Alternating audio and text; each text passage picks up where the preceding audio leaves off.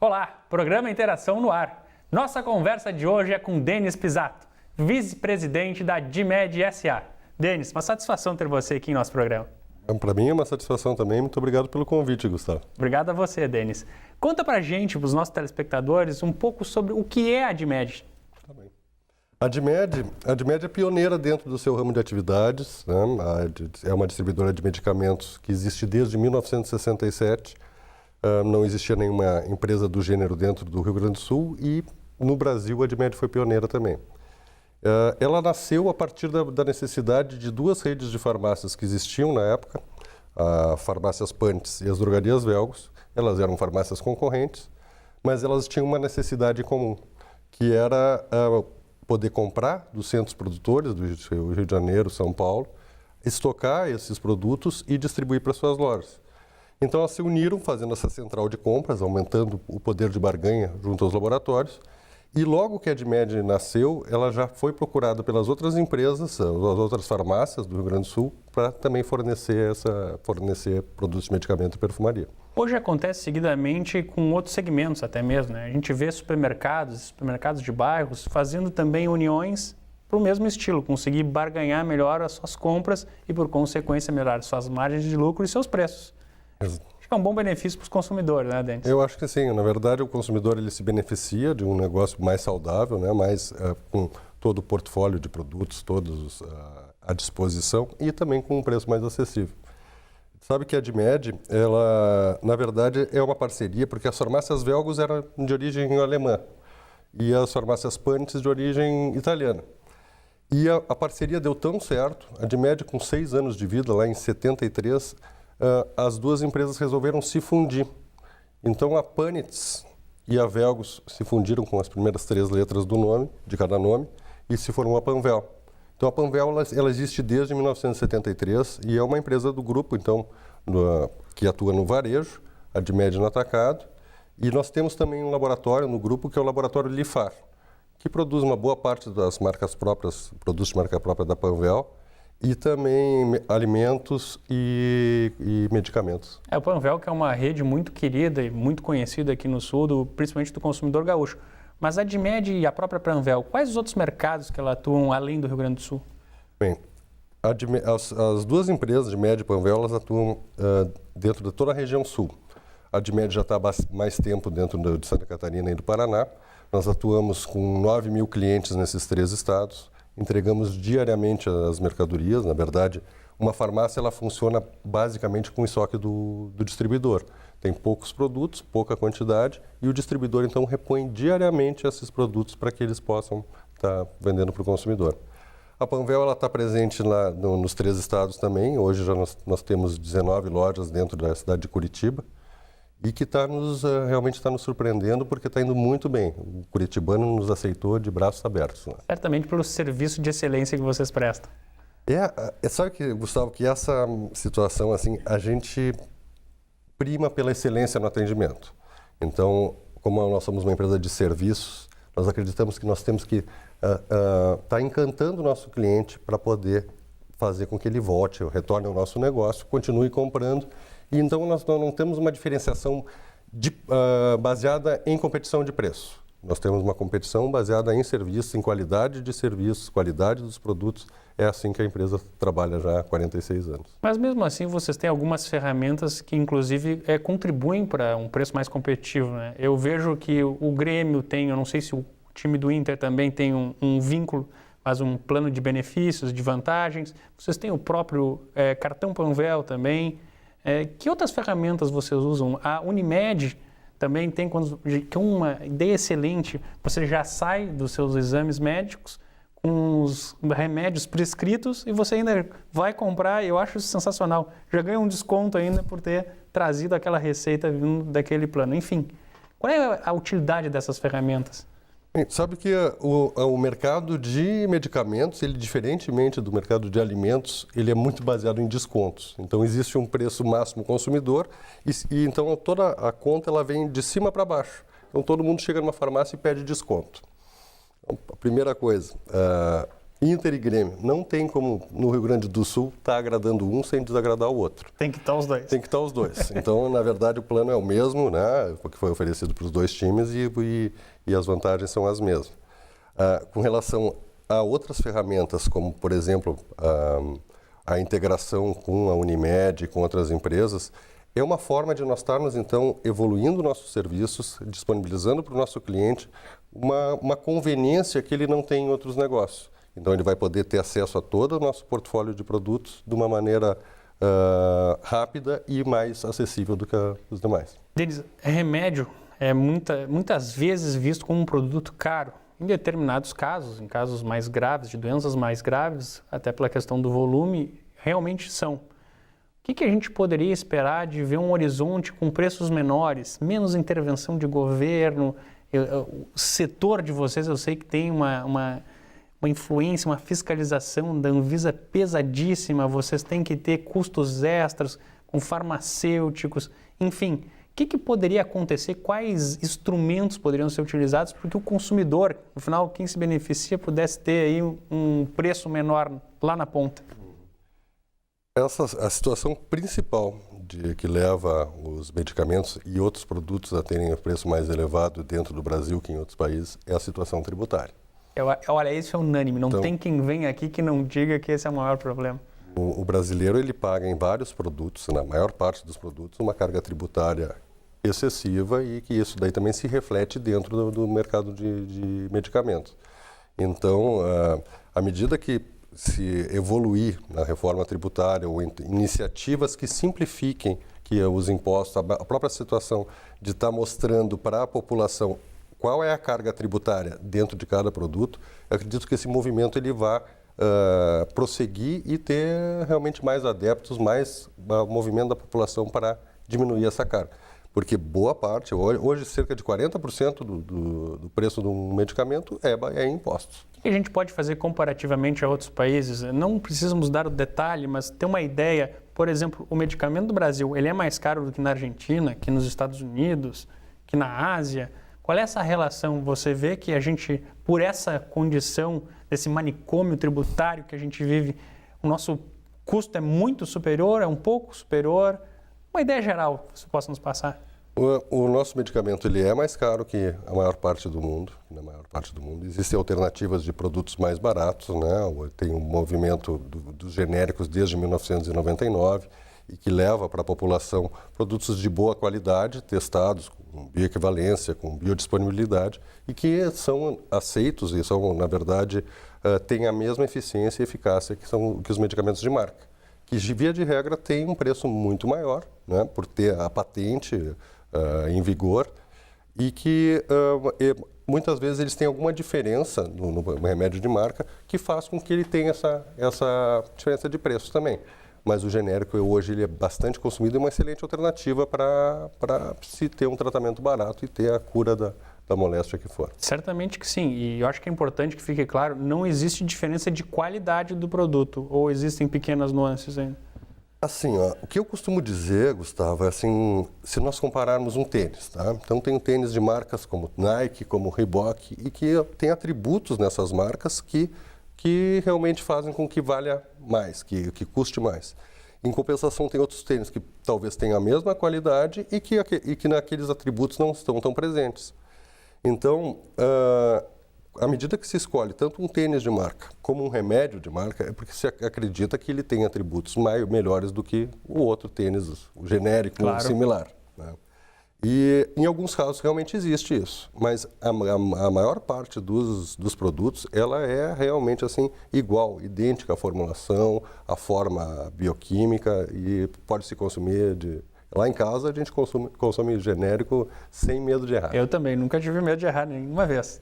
Ora, Denis, você deu mais um depoimento aqui, como diversos outros empresários que participaram, de que a questão tributária é um mal terrível para o país. E o mais importante, é um depoimento também de que se essa carga reduz, certamente o preço vai reduzir na ponta. E é a máxima que a gente trata, eu acho que praticamente todo o programa. Quem paga o imposto não é somente o empresário. O empresário, ele é, na maior parte, grande parte dos impostos, um repassador, porque ele está colocando isso lá no preço. Então, se as pessoas quiserem pagar menos pelos seus produtos e serviços que utilizam, tem que batalhar pela tão falada reforma tributária. Eu acho que quem paga é a sociedade como um todo, porque não é apenas a carga tributária, o peso da carga, e sim a complexidade que se tem dentro da área tributária no país. Uma empresa que se propõe a estar pagando todos os impostos como manda a lei, ela já está numa situação de fragilidade, porque existem modificações, existem alterações, interpretações diferentes de como está se recolhendo esses impostos. Então, essa complexidade, ela gera um trabalho que não gera valor para a sociedade. Acaba, então, se consumindo recursos da sociedade e que poderiam estar sendo utilizados em outras coisas, fazendo progredir, então, nossa sociedade. Comparativamente, eu tive um depoimento de um grande empresário brasileiro, uma multinacional brasileira, e ele comparando com uma multinacional americana. E ele citou o exemplo que dentro da empresa dele, aqui no Brasil, ele tem mais de 200 pessoas tratando da questão tributária. E que uma das filiais dele, que fica nos Estados Unidos, tem 2 pessoas para fazer o mesmo trabalho. Isso é custo e que vai ser repassado o produto. É verdade. Então, se nós compararmos assim o Brasil com outros países, como tem sido comparado habitualmente, recentemente, a Coreia do Sul. A Coreia do Sul, ela tem um foco muito grande em produção e em processos produtivos. Então, se sabe que lá se tem um número de engenheiros que é 4 vezes superior ao número de advogados. No Brasil, é o inverso. No Brasil é o inverso. Então, muitas vezes o que se vê são os processos produtivos sendo deixados de lado e mais uma discussão burocrática e administrativa. Nada contra os advogados, acho que são figuras importantes na sociedade. Denis, a gente está indo para o encerramento desse bloco e quando voltarmos no próximo, eu gostaria que nós retomássemos essa questão desses entraves, como por exemplo a reforma tributária e um muito importante que imagino ser no canal de distribuição, que é a da infraestrutura. Ok? Nós voltamos em seguida, não saia daí.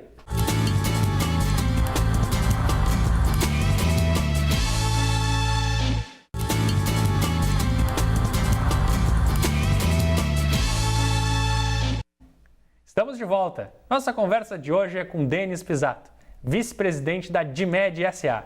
Denis, a gente falava no bloco anterior todos os entraves que acabam encarecendo os produtos, principalmente medicamentos, que é uma questão tão importante na vida das pessoas.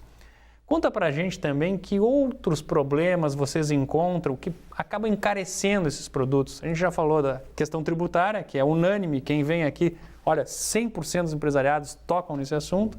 E temos também, pelo menos a nosso ver, a questão da infraestrutura. Vocês encontram muitas dificuldades nesse tema? Olha, a principal questão que nos aflige é a situação logística no país. Porque o país não está pronto para crescer. Nós vemos isso aí de uma maneira constante dentro da empresa. As estradas, elas deixam a desejar, a matriz de transportes dentro do país é uma matriz cara, né? Então tem pouca alternativa em transportes como ferroviário ou mesmo a transporte através dos rios, fluvial. E então isso realmente é um problema. Nós temos um tempo maior para chegarem os produtos aqui, se tem que trabalhar com um estoque maior para poder regular esse tipo de incerteza de chegada. Fora isso, se tem também a própria questão legal, né? Nós somos regulados nos medicamentos pela Anvisa, né? Pela Agência Nacional de Vigilância Sanitária. Tudo que chega tem que passar por ela. Tudo que chega, um produto sendo lançado, um produto com uma nova apresentação, eventualmente a qualidade de um produto quando é questionada, ou mesmo a própria situação de como o governo quer levar os remédios para a população. Nós temos uma diferença básica entre o Brasil e o exterior, ou os Estados Unidos, onde nos Estados Unidos os OTCs, aqueles remédios, produtos que são de livre comércio, eles são realmente utilizados no autosserviço. No Brasil ainda se tem uma dúvida, um questionamento se ao levar esses produtos para o autosserviço, não vai estar estimulando a população a consumir mais remédios, né? Então, são questões filosóficas que realmente impactam dentro do nosso ramo. Há algum tempo atrás, todos os OTCs, por determinação da Anvisa, foram levados para trás do balcão.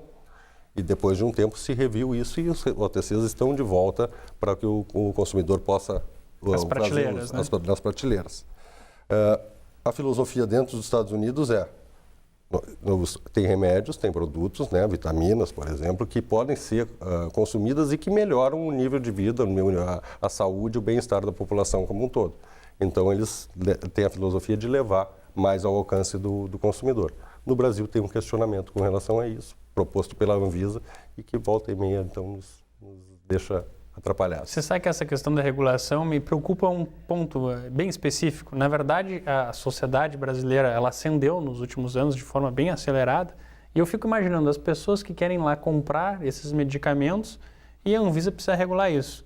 Será que a Anvisa, como que é um órgão de governo, como outros diversos, consegue acompanhar esse crescimento? Ou vamos deixando de lado, vamos esperar mais um pouquinho, não, uma outra equipe chega, essa equipe nova nunca chega. Como é que funciona isso? Existe o acompanhamento do Estado na mesma velocidade do mercado, das pessoas quererem adquirir essas coisas? Existem impedimentos muito fortes, né? Hoje o acúmulo de trabalho que se tem notícia dentro da Anvisa é bastante grande. Acaba, então, retendo alguns lançamentos no mercado, alguns estudos que podem estar levando para a população diferentes produtos mais modernos, mais eficientes, com menos efeitos colaterais. Então, esse acúmulo de trabalho, realmente, ele traz um empecilho para o desenvolvimento do setor farmacêutico. Da mesma maneira, a Anvisa, ela tem, na verdade, uma série de critérios e tem uma burocracia para ser seguida. Essa burocracia, muitas vezes, ela se estende bastante e impacta no nosso mercado. E ninguém está discutindo se ela é necessária ou não, mas a discussão é da eficiência, né? Eficiência custa caro, né? Você entregar resultados num tempo maior e com um recurso a ser utilizado para que seja entregue maior, acaba, de novo, custando lá na ponta. Denis, conta um pouco para a gente dos projetos que a Edmed, a Panvel, tem na área cultural de sustentabilidade. Sei que vocês são muito atuantes na sociedade, principalmente no Rio Grande do Sul. Não sei se Santa Catarina e Paraná vocês também conseguiram avançar. Conta para a gente alguns exemplos de projetos que vocês têm implementados. Bem, a questão da sustentabilidade ela é levada bastante a sério dentro da empresa, tá? Então, eu mesmo me envolvo pessoalmente, a minha formação, eu sou engenheiro agrônomo, então tenho, na verdade, um cuidado especial com a questão do meio ambiente. E dentro da empresa nós temos uma série de planos, né, de projetos que estimulam a sustentabilidade. Dá para citar alguns. A questão do destino certo. Os remédios que são descartados ou que ficam velhos e não se sabe onde colocar eles. Muitas vezes, no passado, se jogava nos rios e realmente trazia uma poluição bem indevida. Efeitos danosos. Imagina um antibiótico dentro da água, qual o efeito que ele pode dar para a fauna e para a flora daquele local. E ser, então, levado para as populações que bebem essa água, né? Então, o que nós fazemos? Nós proporcionamos nas nossas lojas locais para coleta desses produtos. Então, esses produtos eles são recolhidos, são destinados para um centro de tratamento. Aqui no Rio Grande do Sul, ele é um aterro industrial, tá? Então, que permite que os produtos não cheguem no lençol freático, não caiam na natureza de maneira indevida. Ele é preparado para receber todos os produtos. Ele é um aterro industrial que tem o tratamento. Lá em Curitiba, se tem uma forma diferente, ela é uma incineração de produto, mas é uma incineração feita com um filtro que permite que não vá para a atmosfera. Os gases gerados não são dispersos. Então, essa é uma medida de sustentabilidade bem forte. Nós temos hoje mais de 15 toneladas de produtos que foram recolhidos e foram destinados para o local certo. Então, e é uma forma de conscientizar a população, porque se a população, à medida que vê que existe um destino correto, ela faz isso com o remédio, ela faz isso com pilhas que podem causar prejuízo para a natureza e cria uma consciência realmente na população. Tem um outro programa que é muito bacana, eu gosto muito desse programa que é feito na Panvel, que é Troque mais pontos, menos sacolas para a natureza. e que foi vinculado ao nosso cartão Fidelidade. Então, geralmente os produtos em farmácia eles vêm num saquinho, né? Então, que as mulheres podem ter uma bolsa colocada dentro da bolsa ou então uma outra sacola, utilizar e não levar essa sacola para a natureza para ela ficar nos rios, nos mares ou na terra. É difícil a biodegradação. Demora mais de 200 anos para se degradar uma sacola plástica dessas, normal de supermercado ou de farmácia. Então, o que nós fazemos? Para os clientes que têm o cartão Fidelidade, a gente oferece. Queres levar uma sacola ou queres ganhar 4 pontos no cartão? Então, uma boa parte dos clientes escolhe ter os pontos, então é uma benesse para o cliente e para a natureza. E, de novo, trabalha na questão da consciência da comunidade, da população, porque isso vai ficando na cabeça e as pessoas, as crianças, os jovens vão se dando conta e fazendo com que isso tenha uma repercussão maior dentro da sociedade. Você sabe que eu vejo assim, 2 palavras que são fundamentais nisso, que é a consciência e a prática. A conscientização é um processo importantíssimo, mas ela sozinha não funciona, porque se você não dá os canais para que ela seja executada, ou seja, se você não torna amigável, fica difícil. No caso de vocês, que vocês têm milhares praticamente espalhados em grandes centros, de pontos de venda, que viram pontos de coleta, você acaba facilitando que as pessoas façam esse processo de colocar esses remédios para que sejam destinados. Se você só fizer a conscientização, olha, não acredito que tenha efetividade. Tem que dar instrumentos para a população poder realmente fazer da forma correta. Isso a Panvel faz e a Dimed também tem o seu papel de divulgar isso. Então a Dimed ela traz para os seus clientes as técnicas que são utilizadas já dentro da nossa rede própria, na Panvel, e que permitem que o cliente, né, as outras farmácias, elas possam evoluir na sua gestão. Então, a Admed ela tem um papel de consultora dentro da farmácia, mostrando o que se faz de bem, de certo, e como as outras farmácias podem reproduzir. Ela se torna um agente importantíssimo na formação de opinião. Exatamente. Denis, carreira. Esse é um segmento que você indica para as pessoas. Tem muitos jovens que nos acompanham no nosso programa, muitos universitários iniciando a sua carreira, buscando uma orientação, às vezes até a escolha para onde seguir. Você indica esse segmento para se trabalhar? Eu tenho um conceito, Gustavo, que é meu, assim, que geralmente eu falo para quem me pergunta. Eu acho assim que, na verdade, a gente nunca para de aprender. Nós estamos sempre aprendendo, seja qual a idade que for, tem a educação elementar, depois o segundo grau, a graduação, pós-graduação, mas nunca se para de aprender. E a gente tem exemplos belíssimos de pessoas já com 60, 80 anos fazendo faculdades e apostando realmente nos seus sonhos para ir crescer. Então, o que eu te diria? Primeiro tem que se escolher bem aonde se quer trabalhar. E depois, então, buscar especializações, buscar um mestrado, buscar um doutorado, eventualmente, ou cursos de aperfeiçoamento para poder estar realizando o seu ofício de uma maneira muito melhor. Então, dentro da nossa empresa, nós estimulamos aos nossos executivos, né, que eles possam, então, estar se aperfeiçoando. Existem planos exatamente para facilitar, para levar de novo os executivos que já são formados, já estão graduados a tempo, ou mesmo têm uma pós-graduação, para eles buscarem uma evolução profissional. Eu acho que isso é fundamental. O nosso estado carece bastante disso. Como gaúcho, eu tenho que te dizer assim que nós temos ótimas faculdades, nós temos excelentes universidades, mas nós temos que instigar a população, instigar o indivíduo a que ele busque aquele aprendizado que ele almeja. Que ele vai sempre mais longe. Que ele tem esse impulso natural e não uma coisa obrigada, assim, tu tens que aprender isso ou tens que aprender aquilo. À medida que ele é um interesse, é um objetivo pessoal, a pessoa tem muito mais chance de crescer e de alcançar novos patamares na sua carreira. Olha, Denis, quero agradecer muito a sua participação no nosso programa, sua disponibilidade de vir aqui transmitir esses conhecimentos e deixar já o convite para um próximo programa, que eu sei que a gente tem assuntos ainda para discorrer aí que não terminariam num único programa. Muito obrigado. Obrigado a ti, Gustavo. Obrigado pela oportunidade de poder falar para todo mundo e a gente está sempre querendo agregar. Mas, sem dúvida vai ser um prazer numa outra vez que tu convidares para vir. Esperamos você, hein? Tá, joia. Muito obrigado também a você, amigo e amiga do programa Interação. Você pode interagir conosco através do nosso Twitter, Gustavo_N, ou pela página do programa Interação via Facebook. Até nosso próximo programa.